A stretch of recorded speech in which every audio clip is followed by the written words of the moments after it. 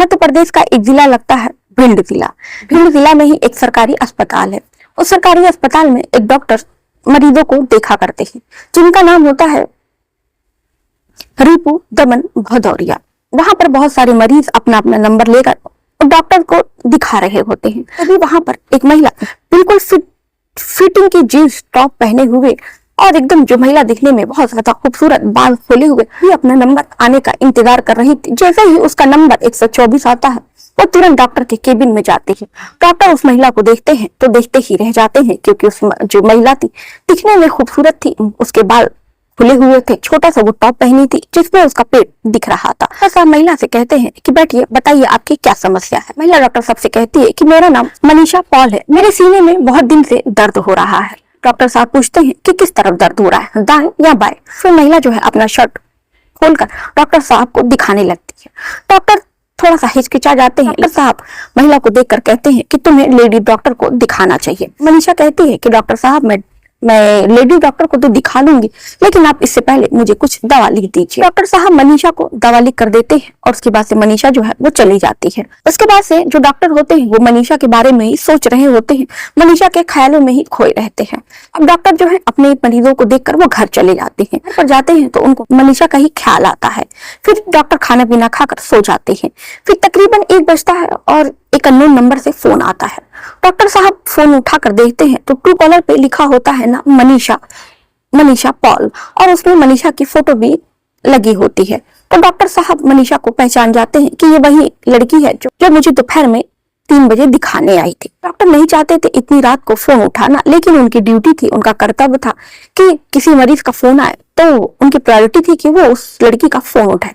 Doctor साहब phone उठाते हैं तो सामने से आवाज आती है कि डॉक्टर साहब आपने मुझे जो दवा दी है उससे आराम तो है, लेकिन ज्यादा आराम नहीं है और मुझे ऐसा लग रहा है कि कोई सीनों को जोर जोर से दबा रहा है।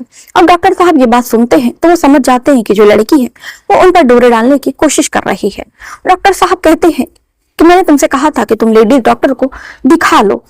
मनीषा कहती है कि सर आपकी दवा से मुझे आराम हो गया, तो मैंने जरूरी नहीं समझा कि लेडीज डॉक्टर को दिखाऊं। सर मुझे आप ऐसी दवा दे दीजिए कि जो मेरे सीने में ऐसा लग रहा है कि कोई दबा रहा है, मेरे सीने को तेज तेज से। दर्द तो ठीक हो गई है, लेकिन जो दबाव है, जो खिंचावपन मुझे महसूस हो रहा है वो खत्म हो जाए। डॉक्टर साहब जो होते हैं वो मनीषा को एक दवा बता देते हैं। उसके बाद से फोन रखकर वो सो जाते हैं। डॉक्टर को बार बार मनीषा का ही ख्याल आता है। इधर 3 दिन बीत जाता है, मनीषा का कभी फोन नहीं आता है। फिर जो डॉक्टर साहब अपने मरीजों को देखकर वो छुट्टी लेकर वो अपने घर ग्वालियर चले जाते हैं। वहां पर वो छुट्टी बिता रहे थे, तभी वहां पर एक फोन आता है। फिर वो फोन उठाते हैं तो देखते हैं कि ये मनीषा का ही फोन है। वो फोन उठाते हैं तो मनीषा डॉक्टर साहब से कहती है कि डॉक्टर साहब आपने जो दवा दी थी उससे आराम तो हो गया है, लेकिन है कि जो ऐसा लग रहा था कि कोई मेरे सीने को दबा रहा है उसमें तो आराम है, लेकिन ऐसा हो गया है कि मुझे फिर से दर्द चालू हो गया है। डॉक्टर साहब कहते हैं कि देखो मनीषा, मैं अभी छुट्टी लेकर अपने घर आया हूँ, ग्वालियर आया हुआ हूँ। मैं इस टाइम मध्य प्रदेश भिंड में नहीं हूँ। जब मैं वहां पर आऊंगा तो तुमको देख लूंगा। सामने से जवाब आता है। मनीषा कहती है अरे ये तो बड़ी इत्तेफाक की बात है सर, आप ग्वालियर हैं, मैं भी ग्वालियर ही आई हुई हूँ अपनी बुआ के पास। सर आप थोड़ा सा वक्त निकाल के मुझे देख लीजिए। डॉक्टर साहब मना कर देते हैं कि देखो मनीषा, मैं छुट्टी बिताने के लिए आया हूँ, मैं यहाँ पर किसी को नहीं देखता हूँ। मनीषा बहुत ज्यादा उनसे रिक्वेस्ट करने लगती है, जिद करने लगती है। तो डॉक्टर रिपु जो होते हैं वो मनीषा को अपने घर का एड्रेस दे देते हैं। अब जो मनीषा है बिल्कुल फिटिंग जीन्स पहने हुए और एकदम छोटी टी-शर्ट पहने हुए और एकदम फुल मेकअप किए हुए टिप टॉप होकर वो डॉक्टर रिपु के बंगलों में पहुंचती है। डॉक्टर रिपु मनीषा का स्वागत करते हैं और 2 गिलास पानी पीने के लिए लाते हैं। तो मनीषा कहती है मुझे मालूम था डॉक्टर साहब, आप डॉक्टरों की यही बात अच्छी नहीं लगती है, आप हमेशा सादा पानी दे देते हैं। लीजिए, मैं आपके लिए और अपने लिए कोल्ड ड्रिंक लेकर आई हूँ। उसके बाद से जो डॉक्टर होते हैं वो मनीषा को अजीब नजरों से देखने लगते हैं। मनीषा कहती है डॉक्टर साहब चिंता मत कीजिए, ये मैंने इसमें कुछ मिलाया नहीं है, दरअसल मैं मजाक कर रही हूँ। दरअसल मैं कुछ सामान ले रही थी तो उसके पास छुट्टा नहीं था, तो मैंने सोचा कि मैं 2 कोल्ड ड्रिंक ही ले लूं। आपके घर भी चल रही हूँ, आपको एक कोल्ड ड्रिंक तो ऑफर कर सकती हूँ। अब डॉक्टर साहब मनीषा को देखते हैं। देखने के बाद से दोनों बैठकर कोल्ड ड्रिंक पीते हैं। उसके बाद से जो डॉक्टर साहब होते हैं वो बिल्कुल गहरी नींद में सो जाते हैं।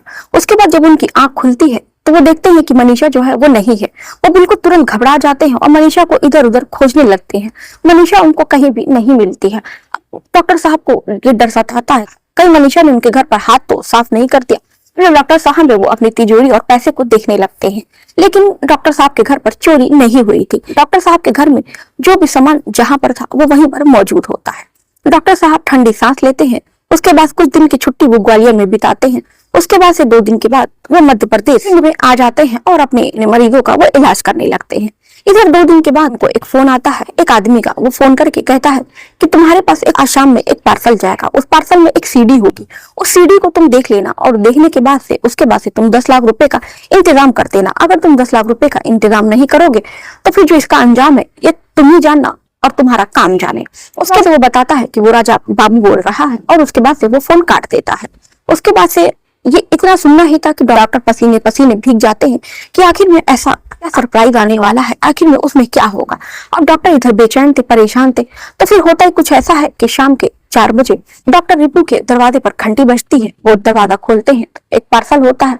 उस पार्सल को वो रिसीव करते हैं, खोलकर देखते हैं तो उसमें एक सीडी होती है। उस सीडी को वो टीवी में लगा कर देखते हैं तो देखने के बाद वो चौंक जाते हैं। बिल्कुल उनकी हालत खराब हो जाती है और वो पसीने पसीने हो जाते हैं। वो देखते हैं कि डॉक्टर और मनीषा दोनों आपत्तिजनक स्थिति में हैं। डॉक्टर रिपू मनीषा के साथ शारीरिक संबंध बना रहे हैं। उसके बाद से शाम को फिर 8 बजे फोन आता है।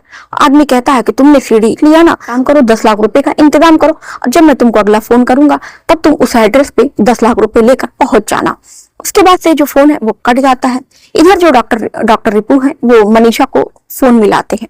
मनीषा को जो फोन है वो उठता नहीं है। अब वो लगातार 100-150 मनीषा को फोन कर डालते हैं, लेकिन जो मनीषा है वो फोन नहीं उठाती है।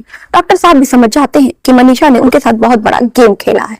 अब वो ये भी समझ जाते हैं कि बहुत बड़ा गैंग इनके पीछे पड़ गया है। अब उनको समझ में नहीं आता है कि क्या करें।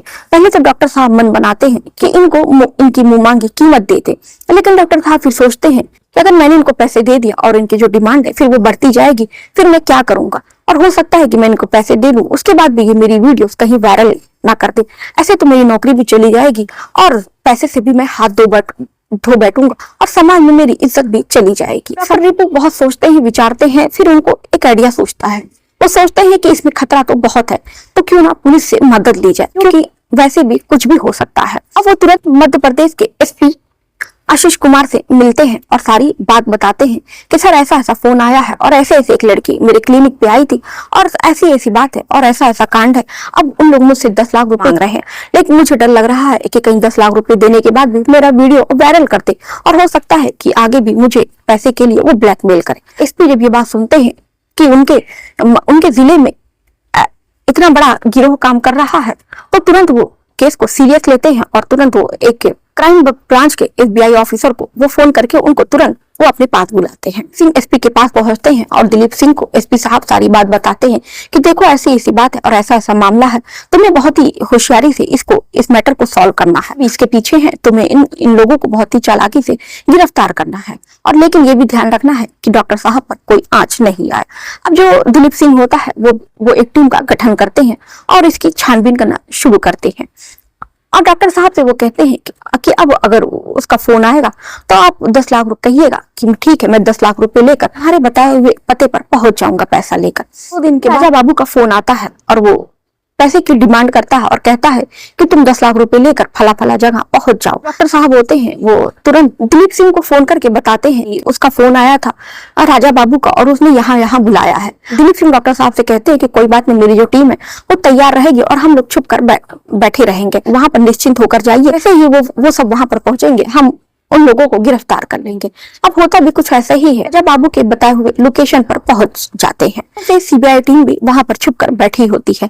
जैसे ही राजा बाबू पैसा लेने के लिए आगे बढ़ता है, सीबीआई की टीम होती है इन लोगों को धर दबोच लेती है और राजा बाबू को पकड़कर थाने लाती है और थाने मिलाकर उनकी खूब पिटाई करती है और उनसे सर पूछते हैं कि तुम्हारे गिरोह में बताओ कौन कौन लोग शामिल हैं। राजा बाबू टूट जाता है और अपने गिरोह का नाम बताता है कि उसकी टीम में 2 लोग और शामिल हैं।